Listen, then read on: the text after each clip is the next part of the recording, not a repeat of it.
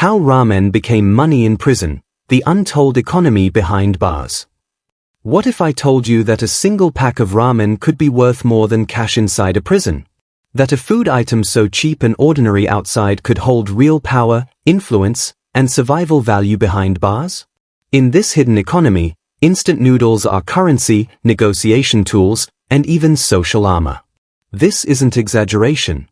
This is the underground market inside US prisons, where scarcity turns survival into trade, and food becomes the ultimate commodity. This documentary contains descriptions of prison conditions and violence for educational purposes based on verified sources. Viewer discretion is advised. For more deep research of prison documentary like this, don't forget to like, comment, and subscribe. Inside American prisons, every item has value, but some become more than mere commodities. Inmates don't have access to traditional money for trading favors, protection, or daily necessities. Instead, they create a shadow economy. And at the center of it is ramen, the unassuming instant noodle. Researchers from the NIJ, National Institute of Justice, and APA journals have documented how prison commissary items evolve into de facto currency. Michael Gibson-Light's ethnographic work and studies from the Chicago Crime Lab confirm that scarcity and psychological need transform mundane goods into highly valued objects. The psychology is simple. When access to resources is restricted, humans assign value in unconventional ways. And in prison, where food, protection, and survival are constant concerns, ramen isn't just food, it's power. In this documentary, we'll explore how ramen became more valuable than cash in prisons, the psychology behind trading, hoarding, and scarcity, real-life, non-fiction inmate stories from CDCR and federal prisons, the tension, negotiation, and survival strategies that revolve around this humble noodle. We'll see how a pack of noodles can make or break your day, your status, and sometimes your life inside prison walls. The birth of prison currency. Long before ramen became the dominant currency, cigarettes were king. Tobacco served as a trade item for decades, but changing policies, bans on smoking, and inflation in commissaries forced inmates to adapt. The shift was gradual but powerful. Instant noodles were cheap, easy to store, and incredibly versatile. One pack could be eaten, split, or traded multiple times. Inmates quickly recognized the profit and negotiation potential of hoarding ramen. According to Federal Prison Commissary Reports, FI 2023, packs of ramen often sold for 5 to 10 times their face value in trade, sometimes exchanged for hygiene products, favors, or even temporary protection. Psychologically, this economy appeals to human needs for control, security, and predictability in a chaotic environment. As psychologist Craig Haney notes, inmates often seek micromarkets to assert autonomy where almost everything else is stripped away. Trading ramen isn't just commerce, it's a way to regain a sense of agency. Real story. In a California state prison documented by CDCR studies, an inmate named James, pseudonym, described using ramen to secure daily favors from another inmate who controlled access to a coveted weight room. The trade wasn't about luxury, it was about small but essential survival advantages. Economically, it mirrors principles from outside markets. Scarcity drives value, and social negotiation is the currency of human interaction when traditional money is unavailable. Yet in prison, these stakes are intensely personal. A failed trade could result in loss of status, threats, or social isolation. Ramen's rise as currency is not just about food, it's the intersection of survival, scarcity, and psychology, creating a microeconomy as complex as any Wall Street market, but far more perilous. Hoarding, hierarchies, and the ramen code. In prison, possession is power. The more ramen you control, the more influence you hold, not just over resources, but over people. Inmates quickly learn that hoarding isn't greed, it's survival strategy. According to studies from the Chicago Crime Lab and Michael Gibson-Light's ethnographic research, inmates often stash commissary items in hidden spots, sometimes creating informal stockpiles that serve as both a safety net and a status symbol. Ramen, being lightweight and durable, became the perfect item for this purpose. But power doesn't exist in a vacuum. Every stash, every trade, operates under a hidden social code. Inmates develop intricate rules about who can access what, when, and for how long. Violating these rules risks more than financial loss. It risks social punishment, ostracization, or even violence, not graphic, but very real in psychological weight. A non-fiction example from a maximum security facility documented by CDCR reports illustrates this. An inmate named Lewis, pseudonym, explained how his ramen hoard allowed him to mediate disputes between rival cellmates, offering noodles as a form of temporary peacekeeping. His power wasn't physical, it was economic and psychological, showing that control over scarce resources can substitute for physical dominance. Psychologically, this mirrors what Craig Haney describes in his research. Scarcity forces individuals to allocate power through trade and reciprocity, creating micro-hierarchies. Those who understand these dynamics survive more easily, while those who ignore them risk marginalization. Even within these rules, tension is constant. Ramen trades aren't straightforward. They involve bargaining, strategy, and deception. An experienced inmate might trade one pack for multiple items, anticipating future scarcity or shifts in social alliances. The ramen code, as some inmates call it, becomes a social and economic blueprint for daily survival. Verified insight. Federal Prison Commissary studies from 2023 confirm that ramen trade is not isolated. It's embedded in a network of informal markets, including hygiene items, over-the-counter medication, and even labor favors. Each trade carries psychological consequences, shaping trust, alliances, and power structures inside the facility. In essence, ramen is no longer food, it is a currency of influence, a psychological lever, and a survival tool, reflecting a complex economy driven by scarcity, social negotiation, and the human instinct for control. Survival strategies and the dark psychology of scarcity. Prison scarcity is more than a logistical problem, it's a psychological battlefield. Inmates navigate not just limited resources but the ever-shifting social hierarchies that scarcity creates.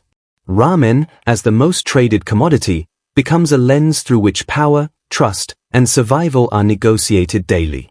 Psychologist Craig Haney explains that when access to essentials is limited, humans naturally assign symbolic value to ordinary items, and in prison, this value can dictate who eats, who works out, and who stays socially safe.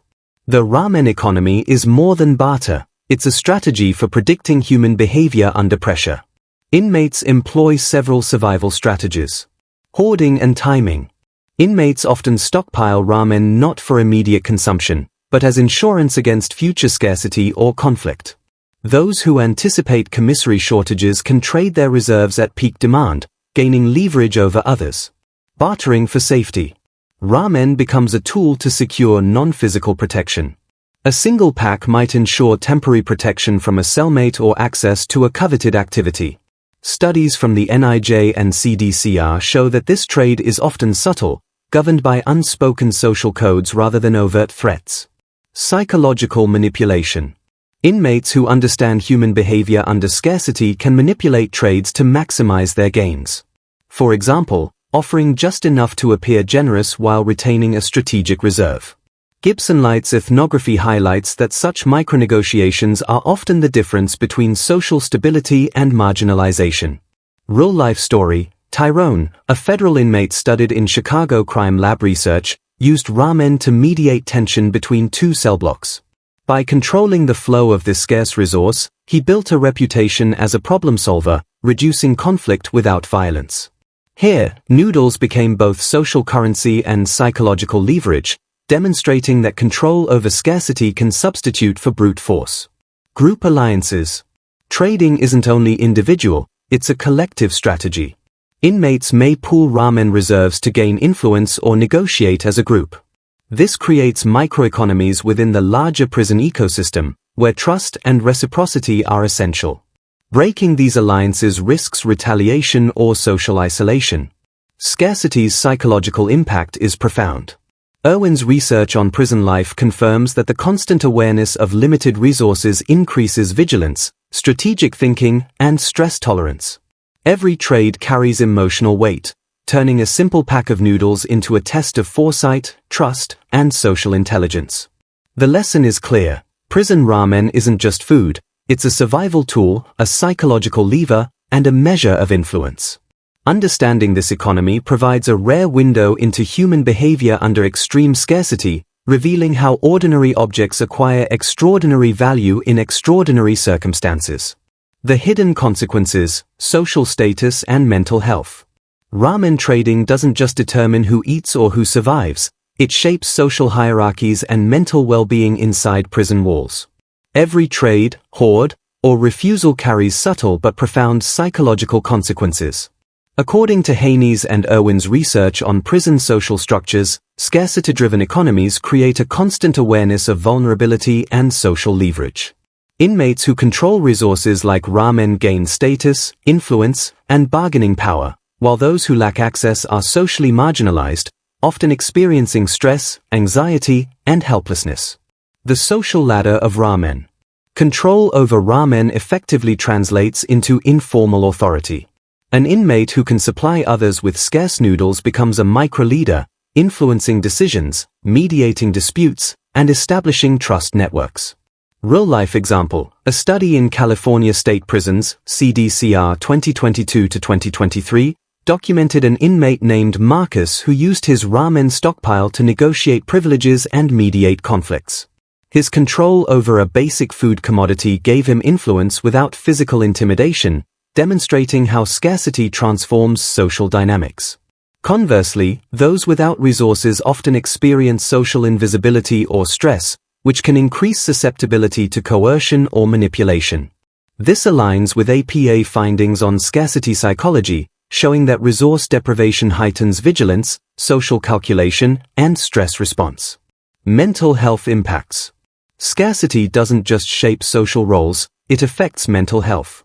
Inmates constantly evaluating what they can trade, who they can trust, and how to secure their next meal experience chronic cognitive load. The result is heightened anxiety and hyper-awareness of surroundings. Increased strategic thinking under pressure. Social stress from navigating microeconomies. Emotional strain from the fear of losing status or access to resources. These pressures explain why ramen trading is more than survival. It's a psychological exercise. Inmates develop skills in negotiation, prediction, and social intelligence, but they also endure continuous stress from scarcity-driven interactions. Verified sources. NIJ reports on prison commissary and inmate economies. Chicago Crime Lab ethnographies on barter and social hierarchies. APA Journal studies on scarcity, decision-making, and resource psychology. Haney and Irwin's prison research on social structure and stress. Ultimately, the ramen economy illustrates how humans adapt to scarcity. Simple objects gain complex value, shaping hierarchies, influencing behavior, and even affecting mental resilience. Negotiation, deception, and survival tactics. In prison, every transaction is more than an exchange, it's a strategic maneuver. A pack of ramen can be traded, promised, or leveraged to secure alliances, avoid conflict, or gain privileges. Behind the seemingly simple act of bartering lies a complex web of social intelligence, foresight, and psychological calculation. The art of negotiation. Studies from the Chicago Crime Lab and CDCR Commissary reports show that negotiation in prison is rarely straightforward. Inmates must anticipate the scarcity of resources, the needs and motivations of others, shifting social alliances, possible consequences of failed trades.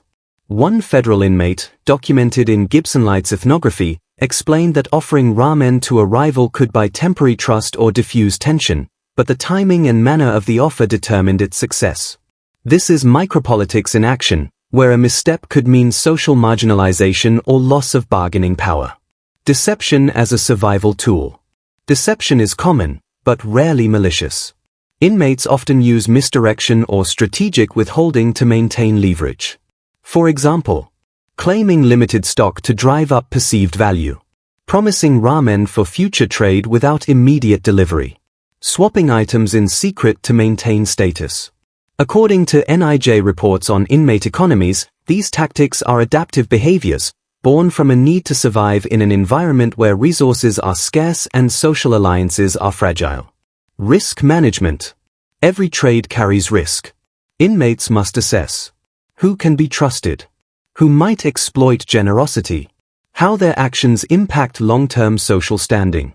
Psychologist Craig Haney notes that these behaviors are not criminal ingenuity, they are survival strategies. The constant negotiation, calculation, and occasional deception are adaptive responses to scarcity, stress, and social uncertainty. Real-life example. Tasha, an inmate in a California state prison, used ramen to form informal alliances. By strategically lending noodles to trusted peers and withholding from unpredictable individuals, she maintained social stability within her block. Her approach demonstrates how resource control functions as both social capital and survival insurance. Psychological insight. The ramen economy reveals a fundamental principle: humans are strategic agents under scarcity. Trading, bluffing, and negotiating become tools to maintain control, safety, and status. In the absence of formal currency or authority, food becomes both a psychological and social anchor. The long-term impact: scarcity, trust, and life beyond bars. The lessons of the ramen economy don't disappear when inmates leave prison. Years of navigating scarcity, trade, and social hierarchies leave lasting imprints on decision-making, trust, and social behavior. Scarcity mindset. Research from Haney, Irwin, and the Chicago Crime Lab shows that prolonged exposure to environments where essentials are scarce produces a lasting scarcity mindset. Former inmates often approach resource allocation in daily life with heightened vigilance over possessions, strategic negotiation in personal and professional settings, a strong aversion to dependency on others. Ramen trading inside prison is a microcosm of these behaviors. Each pack represents more than food.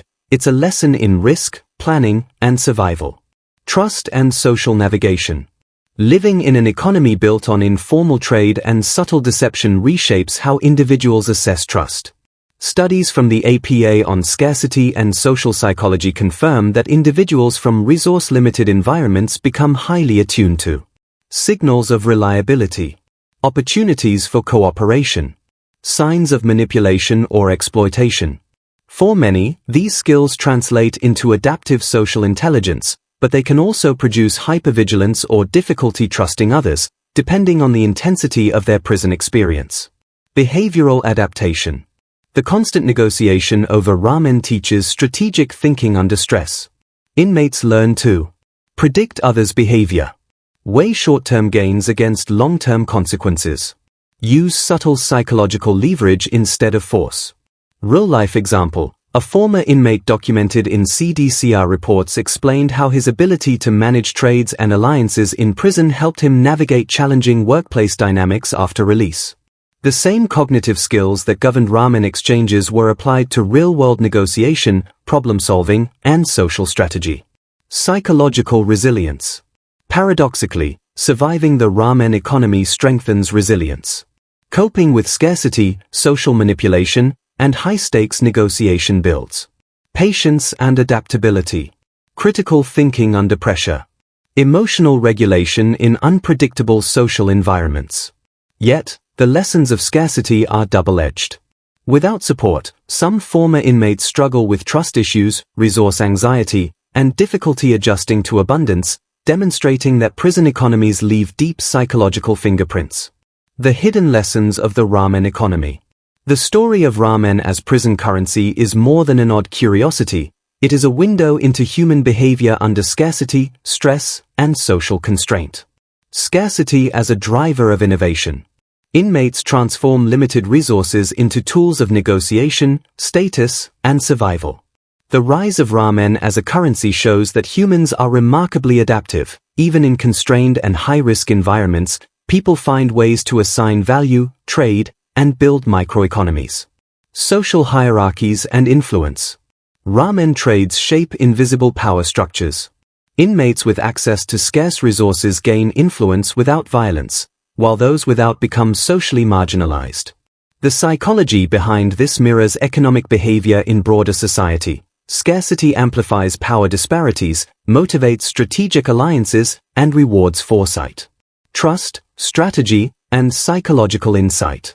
The ramen economy teaches lessons about trust, deception, and negotiation. Each trade requires careful assessment of others' behavior, weighing risk and reward, and anticipating social consequences. These skills are not trivial, they are essential survival mechanisms, honed under extreme stress. Behavior beyond bars. The skills developed in this microeconomy, strategic thinking, alliance building, resource management, often carry over into life after prison, demonstrating that even in restrictive, high-pressure environments, humans can develop resilience, intelligence, and social acumen. Real-life illustration. Former inmates interviewed in CDCR and NIJ reports describe how managing trades in prison helped them navigate real-world negotiations, relationships, and financial decisions, proof that the lessons of scarcity extend beyond the walls. Ramen in prison is more than a food item. It is currency, social capital, and a tool of psychological survival. It teaches us about scarcity, human behavior, and the power of adaptation under extreme conditions. By examining this hidden economy, we gain insight not only into life behind bars but into how humans assign value, build influence, and navigate scarcity anywhere. If this deep dive into prison psychology and survival strategies fascinated you, make sure to subscribe and hit the notification bell. More high-impact, non-fiction documentaries are coming, uncovering hidden worlds and untold truths, one story at a time.